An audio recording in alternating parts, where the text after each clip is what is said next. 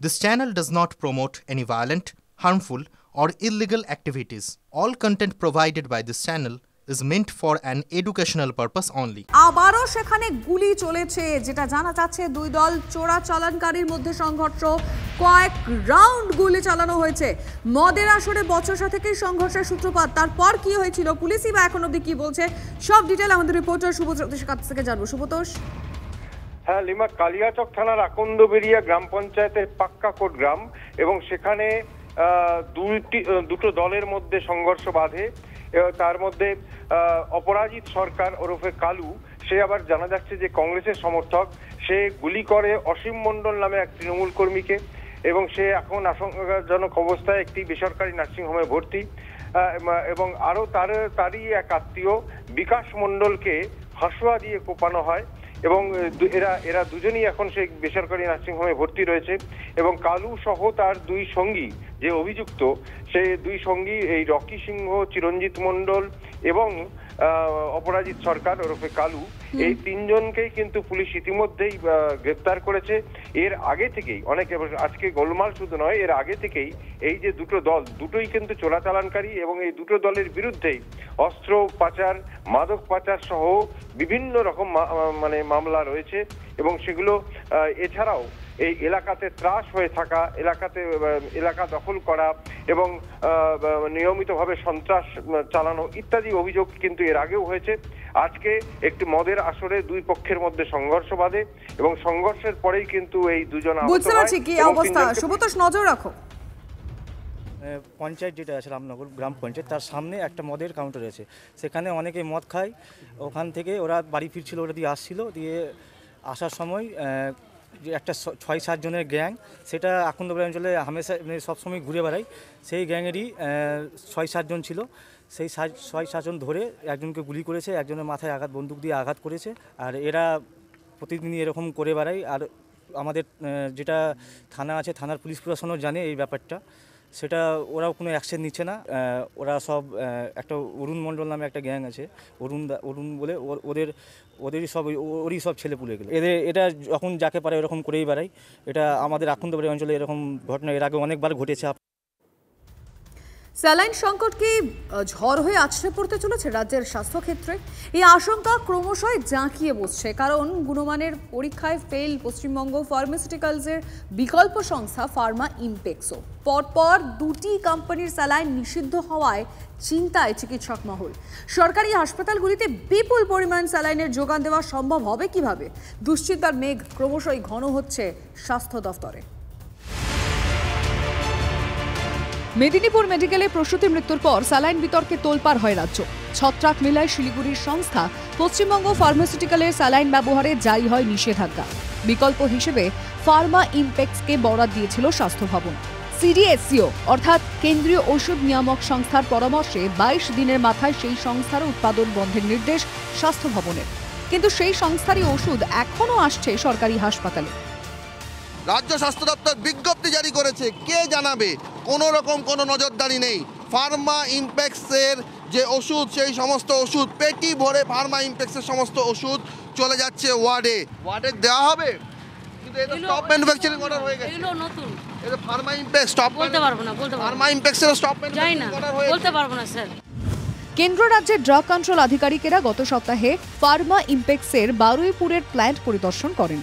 সূত্রের খবর, 3 দিনের পরিদর্শন শেষে গুণমানে উত্তীর্ণ হতে পারেনি বিকল্প সংস্থা। ফলে এই সংস্থাকেও কালো তালিকাভুক্ত করা হয়েছে। এখনো পর্যন্ত কিছু পাননি আপনি? না। যদি সেটা হয় তাহলে কি আপনারা সেটা মেনটেন করবেন? हाँ, कोई इश्यूज अभी तक ऐसे नहीं है, ना कोई रिपोर्ट हमको मिला है। अगर इम्प्लीमेंटेशन के लिए बोलेगा तो जरूर करेंगे। একের পর এক স্যালাইন প্রস্তুতকারী সংস্থা আতশকাচের নিচে। বিকল্প সংস্থাও নিষিদ্ধ হওয়ায় স্যালাইনের বিপুল চাহিদা মিটবে কিভাবে? ঘোর বিপাকে স্বাস্থ্য ভবন।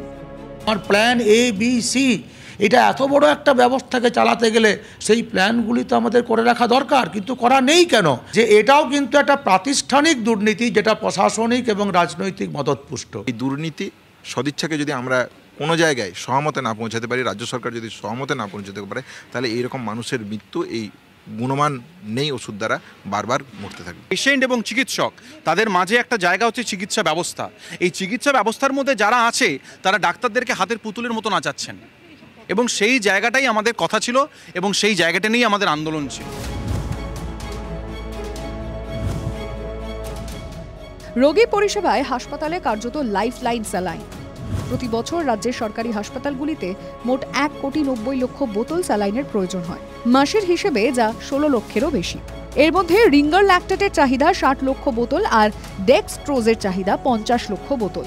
নর্মাল স্যালাইনের চাহিদা বছরে 80 লক্ষ বোতল। চিকিৎসার মান, চিকিৎসা সরঞ্জামের মান এবং ওষুধপত্রের মান, এই কালোর দুনিয়াতে বিশেষ করে স্বাস্থ্য দপ্তরের মুখে যেভাবে আরজিকর কাণ্ডের পর চুনকালি পড়েছে, বড় বড় সংস্থা যেগুলো ওষুধ সাপ্লাই দেয়, স্যালাইন সাপ্লাই দেয়, সেগুলো অন্যান্য রাজ্যে ব্যান্ড হয়ে যায়, কিন্তু এই রাজ্যে টাকা কড়ি খাইয়ে তাদেরকে সুযোগ দেওয়া হয়। যারা এর দায়িত্বে তাদের বিরুদ্ধে ব্যবস্থাটা কি? স্বাস্থ্যমন্ত্রকই তো কার্যত ফেল। স্বাস্থ্যমন্ত্রী নেই পশ্চিমবাংলায়, পার্ট টাইম স্বাস্থ্যমন্ত্রী দিয়ে রাজ্য চলে। স্যালাইন নিয়ে স্বাস্থ্য ভবন যখন চ্যালেঞ্জের মুখে, তখন স্বাস্থ্যক্ষেত্রে দুর্নীতির অভিযোগে সরব বিরোধীরা। যে একের পর এক স্যালাইন প্রস্তুতকারী সংস্থা কেন আতশ কাচের তলায় চলে আসছে, কেন তারা গুণমান উত্তীর্ণ হতে পারছেন না। ক্যামেরায় গৌরবের সঙ্গে সৌরভ দত্ত, TV9 বাংলা, বারুইপুর। রেডিওলজি বিভাগের আরএমওকে বিভাগীয় প্রধান করল রায়গঞ্জ মেডিকেল কলেজ কর্তৃপক্ষ, জানিয়ে তুঙ্গে বিতর্ক। রেডিওলজির মতো গুরুত্বপূর্ণ বিভাগের প্রধান পদে আরএমওকে দায়িত্ব দেওয়ার সিদ্ধান্তের প্রশ্ন তুলেছে চিকিৎসক মহল। নিয়ম বহির্ভূতভাবে এই নিয়োগ বলে অভিযোগ উঠেছে। স্বাস্থ্য শিক্ষার মতো বিষয় নিয়ে কি ছেলে খেলা চলছে, এই প্রশ্ন তুলে সরব হয়েছেন চিকিৎসক মহলের একাংশ। যদিও এই নিয়োগে বিতর্কের কিছু দেখছেন না রায়গঞ্জ মেডিকেল কলেজের ভারপ্রাপ্ত অধ্যক্ষ। তার সাফাই, বিভাগীয় প্রধান চাকরি ছেড়ে চলে যাওয়ায় সিনিয়র প্রফেসর না থাকায় আরএমওকে দায়িত্ব দেওয়া হয়েছে হাসপাতালের কাজ চালাতে। যদিও তাতে কিন্তু বিতর্ক ধামাচাপা পড়ছে না। বিতর্ক কেন হচ্ছে আমি জানি না, করা যায় কি না যায় সেটা আমার সম্যক ধারণা নেই। তবে হাসপাতালের স্বার্থে, রোগীর স্বার্থে ডে টু ডে ওয়ার্ক দেখার জন্য আমাকে দায়িত্ব দিতে হয়েছে। এবং এটাও আপনাদেরকে জানাচ্ছি, এর আগে রায়গঞ্জে সাইকিয়াট্রি ডিপার্টমেন্টে MBBS আরএমও কিন্তু অনেকদিন হেডের দায়িত্ব সামলেছেন। বাসের বেপরোয়া গতিতে লাগাম টানতে নতুন অ্যাপ আনছে পরিবহন দফতর। কোন রুটে কত গতিতে বাস চলছে সেই সমস্ত তথ্য অ্যাপের মাধ্যমে পৌঁছে যাবে পরিবহন দফতর ও পুলিশের হাতে। নিয়ম ভঙ্গে বাস চালকের ড্রাইভিং লাইসেন্স বাতিলেরও সংস্থান রাখা হচ্ছে বলে জানা গেছে। যদিও এই ব্যবস্থাপনা নিয়ে বেশ কিছু প্রশ্ন তুলেছেন বাস মালিক ও কর্মীরা। রোজকার গন্তব্যে পৌঁছতে আমজনতার অন্যতম ভরসা সরকারি বেসরকারি বাস। কিন্তু কলকাতা হোক বা জেলা, বাসের রেশারেশির জেরে বিপদ ঘনিয়ে এসেছে বারবার। কারো প্রাণ গেছে, কারো জীবন গ্রাস করেছে পঙ্গুত্ব।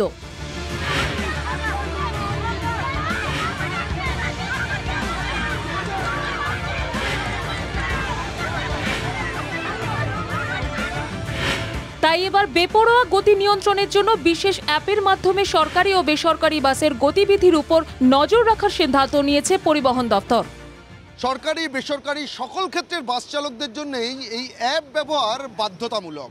আর সেই মর্মে খুব শীঘ্রই বিজ্ঞপ্তি জারি করা হবে বলেও রাজ্য পরিবহন দপ্তর সূত্রে খবর। কলকাতায় যে র্যাশ ড্রাইভিং বা বেপরোয়া গাড়ি চালিয়ে বাস চালিয়ে যে দুটো দুর্ঘটনা ঘটলো আপনারা জানেন, সেটাকে বন্ধ করার জন্য সরকারি এবং বেসরকারি দুটো গাড়ির ড্রাইভারকেই আমরা একটা বিশেষ অ্যাপ তৈরি করেছি, আমাদের IT ডিপার্টমেন্ট তৈরি করেছে। সেই অ্যাপের মাধ্যমে আমরা তাকে ট্র্যাক করব।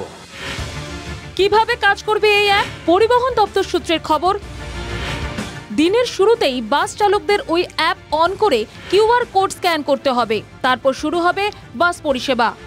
অ্যাপ অন হলেই কোন বাস কোন রুটে চলছে, কত গতিতে ছুটছে, সমস্ত তথ্য পৌঁছে যাবে পরিবহন দপ্তর ও পুলিশের হাতে। বেপরোয়া গতিতে বাস ছুটলেই চালককে সতর্ক করাও যাবে ওই অ্যাপেরই মাধ্যমে। ড্রাইভার যদি কথা না শোনে তাহলে একটি সতর্কীকরণের পরই কিন্তু তার ড্রাইভিং লাইসেন্স আমরা বাতিল করে দেবো। এবং বেপরোয়া গাড়ি চালিয়ে মৃত্যু যদি হয় তাহলে কঠোরভাবে আইনগত ব্যবস্থা ড্রাইভারের প্রতিও নেওয়া হবে। পুলিশ সূত্রের খবর, গত বছর কলকাতায় পথ দুর্ঘটনায় মৃতের সংখ্যা ছিল 160-এর কাছাকাছি। বাস মিনিবাস মালিকদের নিয়ে একটি বৈঠকে কলকাতা পুলিশের তরফে জানানো হয়, শহরে অন্তত 35% দুর্ঘটনার ক্ষেত্রে দায়ী বাস চালকরাই। বেসরকারি বাস মালিক সংগঠনের সদস্যরা যেটা দাবি করছেন যে বছরখানেক আগেই যাত্রী সুরক্ষার জন্য বাসে VLTD এবং প্যানিক বাটন বাধ্যতামূলক করা হয়েছিল, কিন্তু এখনও পর্যন্ত পরিকাঠামোগত এবং নানা টেকনিক্যাল কারণে সেই পরিষেবা পুরোপুরিভাবে কার্যকর হয়নি। আর নতুন এই অ্যাপ চালু হলে সেটাও বাস্তবে কতটা কার্যকর হবে তা নিয়েও কিন্তু তারা যথেষ্ট সন্দিহান।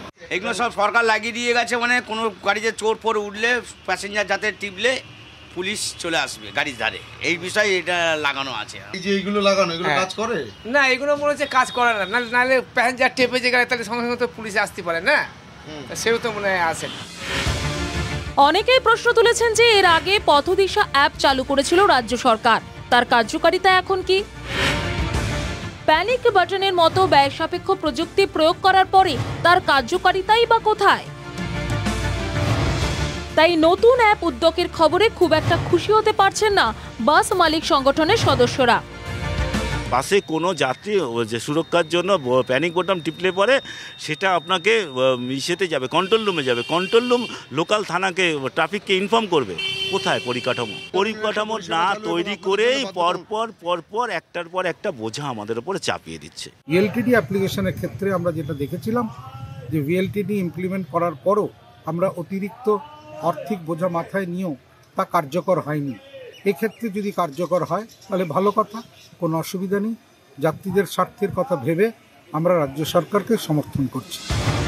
বেপরোয়া গতি নিয়ন্ত্রণের জন্য রাজ্য সরকার যে বিশেষ অ্যাপ চালু করার কথা জানিয়েছে, এই উদ্যোগ শেষ পর্যন্ত কতটা কার্যকরী হয় সেটাই এখন দেখার। সুপ্রিয় গুহর রিপোর্ট, TV9 বাংলা।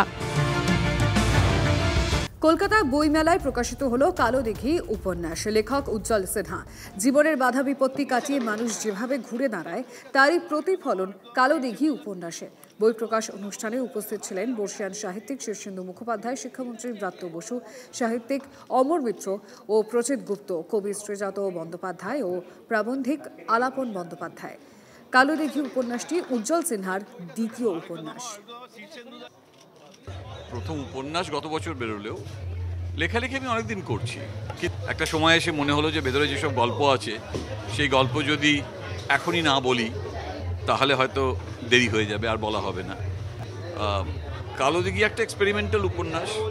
এটা আমি প্রথমে আমার মাথায় ছিল এই গল্প, কিন্তু এই গল্প আমি 2 বছর ধরে লিখেছি বিভিন্ন পুজো সংখ্যায়তে একটু একটু করে, যেখানে গল্প হিসাবে উতরে গেলেও সেটা আসলে আমি লিখছিলাম একটা প্রকাণ্ড উপন্যাস।